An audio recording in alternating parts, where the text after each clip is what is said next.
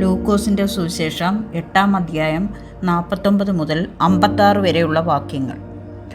അവൻ സംസാരിച്ചു കൊണ്ടിരിക്കുമ്പോൾ തന്നെ പള്ളിപ്രമാണിയുടെ ഒരാൾ വന്നു, നിന്റെ മകൾ മരിച്ചുപോയി, ഗുരുവിനെ പ്രയാസപ്പെടുത്തേണ്ട എന്ന് പറഞ്ഞു.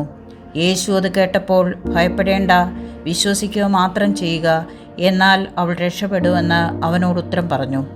വീട്ടിലെത്തിയപ്പോൾ പത്രോസ്, യോഹന്നാൻ, യാക്കോബ് എന്നിവരെയും ബാലയുടെ അപ്പനെയും അമ്മയെയും അല്ലാതെ ആരെയും അവൻ തന്നോടുകൂടെ അകത്തു വരുവാൻ സമ്മതിച്ചില്ല. എല്ലാവരും അവളെ ചൊല്ലി കരയുകയും മുറയിടുകയും ചെയ്യുമ്പോൾ, കരയേണ്ട, അവൾ മരിച്ചില്ല, ഉറങ്ങുക അത്രേ എന്ന് അവൻ പറഞ്ഞു.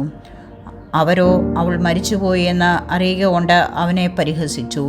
എന്നാൽ അവൻ അവളുടെ കൈക്ക് പിടിച്ച്, ബാലയെ എഴുന്നേൽക്കുക എന്ന് അവളോട് ഉറക്കെ പറഞ്ഞു. അവളുടെ ആത്മാവ് മടങ്ങി വന്നു. അവൾ ഉടനെ എഴുന്നേറ്റു. അവൾക്ക് ഭക്ഷണം കൊടുക്കുവാൻ അവൻ കൽപ്പിച്ചു. അവളുടെ അമ്മയപ്പന്മാർ വിസ്മയിച്ചു. സംഭവിച്ചത് ആരോടും പറയരുതെന്ന് അവൻ അവരോട് കൽപ്പിച്ചു.